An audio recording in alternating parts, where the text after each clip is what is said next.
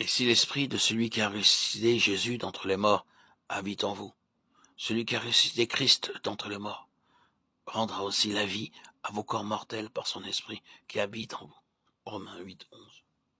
L'esprit vivifiant rendra un jour nos corps immortels.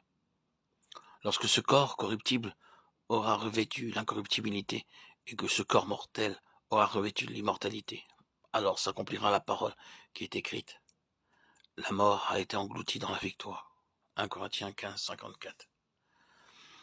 Le jour vient où il nous sera donné un corps immortel, glorifié, céleste, spirituel. Et avec ce corps, nous le verrons et serons comme lui, par la puissance de l'esprit qui vivifie. Mais maintenant, sur cette terre, nous pouvons avoir un avant-goût de cet esprit vivifiant. Lorsque nous nous sentons faibles physiquement, Dieu nous donne des forces supplémentaires pour le servir.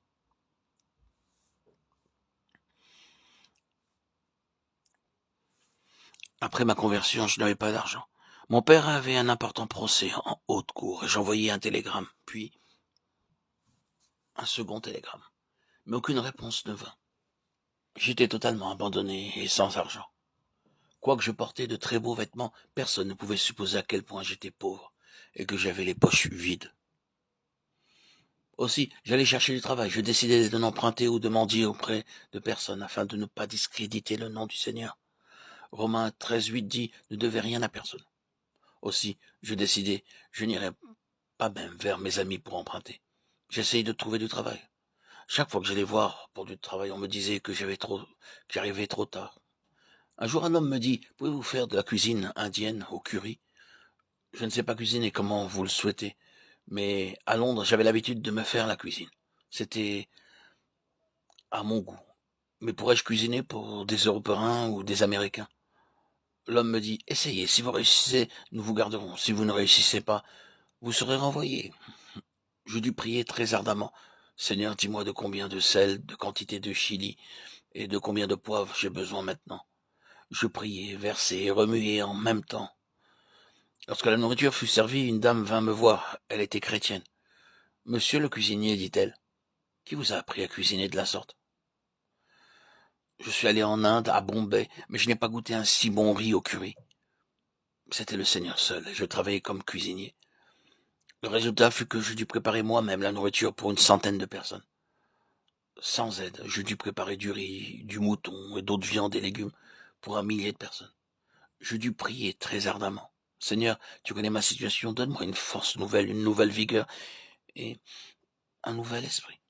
Et il me les donna. Pendant 2 ans, je travaillais et pas une seule fois la cuisine ne fut gâchée.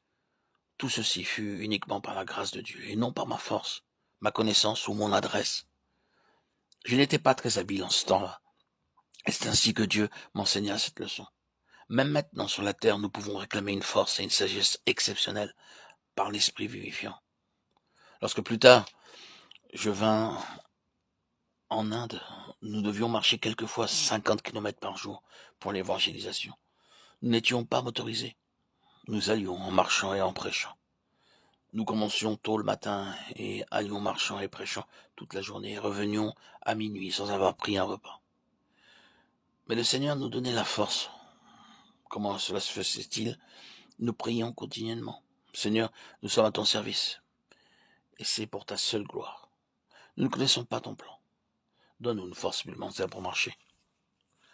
Je sais que ma constitution ne me permet pas de marcher pendant des kilomètres, chaque jour à tenir en même temps 5 réunions. Mais Dieu donne la force.